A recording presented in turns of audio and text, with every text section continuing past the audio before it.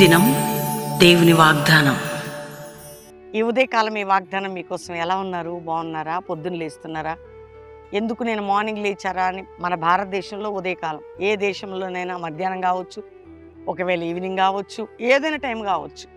కానీ దేవుని పిల్లలకి పొద్దున్న లేచే అలవాటు ఉండాలి, ప్రార్థన చేసుకునే అలవాటు ఉండాలి.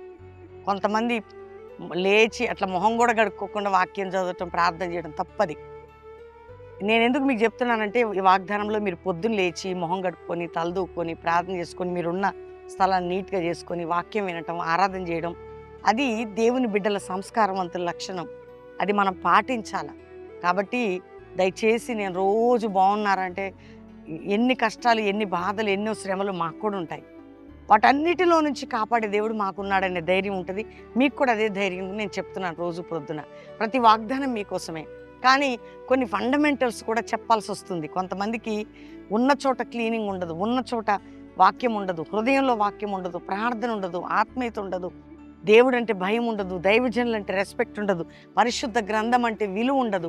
మనందరం ప్రభు రాకడికి ఎత్తబడే గుంపులో ఉండాలి. మనది ఈ లోకం కాదు. కాబట్టి రోజు వాగ్దానం నిన్ను బలపరచుటకు, నీ దుఃఖాన్ని ఇట్లా కన్నీటిని తుడవడానికి, నీకు ధైర్యం ఇవ్వడానికి, దీంతోపాటు ఆత్మీయ సత్యాన్ని కూడా నువ్వు నేర్చుకోవడానికి.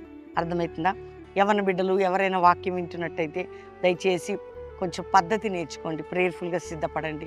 ఏదైనా విషయంలో ఏదైనా ఉంటే తల్లిదండ్రుల మీద, కుటుంబాల మీద, సేవకుల మీద రైజ్ కాకండి. చక్కగా అంటే కోపంగా లేవకండి. ప్రభు మాటకి లోబడి ఉండండి. ఎందుకు అంటే, నేను ఈరోజు వాగ్దానం చదువుదాం. చూడండి, 116వ కీర్తన 6వ వచనం 7వ వచనం మొదటి మాట కూడా. యెహోవా సాధువులను కాపాడువాడు, నేను కృంగి ఉండగా ఆయనను రక్షించను. నా ప్రాణమ యెహోవా నీకు క్షేమము విస్తరింపజేశాను.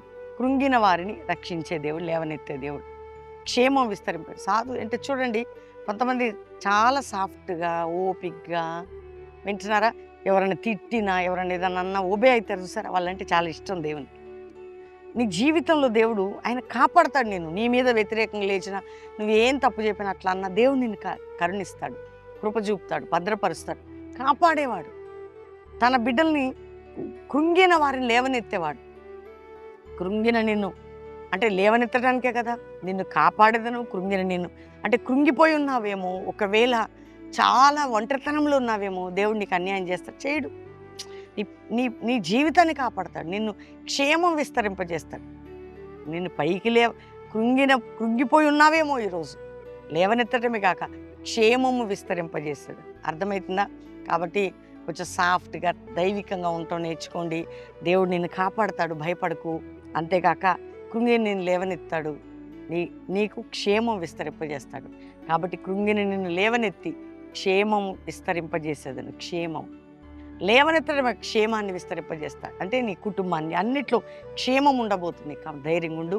50 దినాలు కూడా మనకు ప్రారంభించబడబోతున్నాయి. ఆగస్టు 27 ప్రారంభ సభ బెల్లంపల్లిలో 50 దినాల ఉపవాస ప్రార్థనలు. మనందరం కూడా బలమైన కార్యాలు చూడబోతున్నాం. కాబట్టి నా వేదనలోనే పాట వింటున్నారా? నా వేదనలు అద్భుతంగా నా జీవితాన్ని కృంగి ఉన్న నాకు అది ప్రవచనం. 50 దినాలకి ఆ పాట ద్వారా నీకు కూడా అది ప్రాఫెసీ. విను, రిసీవ్ చేసుకో. ప్రార్థన చేసుకుందాం. ప్రభా, రక్షణ లేని బిడ్డలకు రక్షణ, రోగులకు స్వస్థత, వ్యాధిలో, బాధలు, చింతలు, నిందల్లో, గాయాల్లో, అవమానాల్లో, పోరాటాల్లో కృంగి ఉండగా అప్పుల బాధ, కోర్టు కేసులు, భూ సంబంధమైన బంధకాలు, భర్త సమస్య, భార్య సమస్య, ఇంట్లో త్రాగుడు, వ్యసనములు, జూదములు, అల్లర్లు, కొట్లాటలు, గొడవలు, పోరాటాలు అన్నీ అణిచి ప్రపంచం, భారతదేశాన్ని రక్షించి మా యూత్ని, యవ్వన బిడ్డలను, జాషువా జనరేషన్ అపోస్తుల మినిస్ట్రీ రైజ్ చేసి, ఎవరికే సమస్యను తొలగించి, గర్భాలు లేని గర్భాలు తెరిచి, ఎవరికే కుటుంబ పోరాటాన్ని అటు నుండి విడిపించి, అంతేకాక ప్రభా, ప్రజలకి అందరినీ కాపాడమని, రక్షించమని, ఇదిగో ఈరోజు మ్యారేజ్ డే, బర్త్డే జరుపుకుంటే వారిని బ్లెస్ చేస్తూ తోడై ఉండమని యేసు నామములో అడుగుచున్నాం తండ్రి, ఆమెన్. దేవుని బిడ్డలారా, pastor Praveen official Insta follow అవ్వండి. మరి pastor Praveen YouTube channel subscribe చేసుకోండి. చక్కటి వాగ్దానాలు పొద్దున సాయంత్రం వాక్యం వినండి లైవ్ ద్వారా. మరి ఆగస్టు 27 ఉదయం 7 గంటలకి 50 దినములు ఉపవాస ప్రార్థనలు, 14వ సంవత్సరం ప్రారంభ సభ, అక్టోబర్ 15 ముగింపు సభ. కుటుంబాలుగా రండి, అందరం పాలు పొందాం, దేవుని దీవెనలు పొందుదాం. దీంతోపాటు నా వేదనలు అనే పాట రిలీజ్ చేశాం. మీరు పాస్టర్ ప్రవీణ్ యూట్యూబ్లో కూడా కొలాబరేట్ అయి ఉంటుంది ఆ సాంగ్. జాషువా షేక్ అఫీషియల్ ఛానల్లో ఉంది, కొలాబరేట్ మన ఛానల్లో కూడా ఉంది. కాబట్టి మీరు వినటం వలన ఇది నేను రాద్దాం అనుకున్న నా మనసుకు వచ్చింది. కానీ దేవుడు వాగ్దానం మరొక వ్యక్తి, మరొక కుమారుని ద్వారా దేవుడు ఇచ్చాడు. ఇది 50 దినాలకు ఒక ప్రాఫెసీ అండి. అందుకే ఈ పాట వింటూ మనం కూడా 50 డేస్లో ఇది జరగబోతున్నది. మనకి దేవుడు మనకు అలాంటి అనాయింటింగ్ గ్లోరీ మనకి ఇవ్వబోతున్నాడు. అప్పుడు దేవుడు ఒక మాట ఇచ్చాడు, ఒక పాట ఇచ్చాడంటే అది అద్భుతం. అందరు లైక్ చేయండి, షేర్ చేయండి, మంచి కామెంట్స్ పెట్టండి, దేవుని మహిమపరచండి. God bless you. Praise the lord.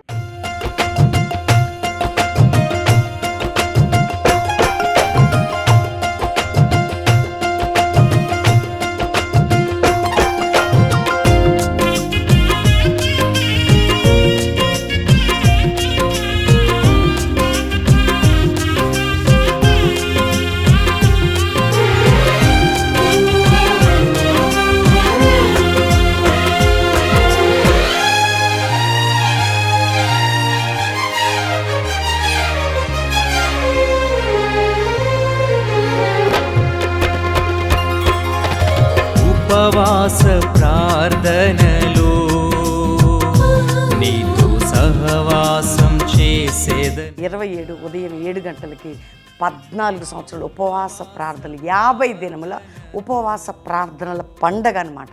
Fasting ప్రారంభ సభ అది. మీకు తెలుసు, గత 13 సంవత్సరాలు దేవుడు ఎంతో బాగా నడిపించాడు. ఇది 14th ఇయర్. ఈరోజు దేవుడు గొప్పగా ఈ సంవత్సరంలో, ఈ 14వ సంవత్సరం 50 దినాల ఉపవాసంలో గొప్ప కార్యాలు చేయబోతున్నాడు. కాబట్టి 27 ఉదయం 7 గంటలకి 50 దినాల ఉపవాస ప్రార్థనల ప్రారంభ సభ బెల్లంపల్లిలో. మరి 50 దినాలు కొనసాగించబడి అక్టోబర్ 15 ముగింపు సభ. ఎవ్వరు మిస్ చేసుకోకండి.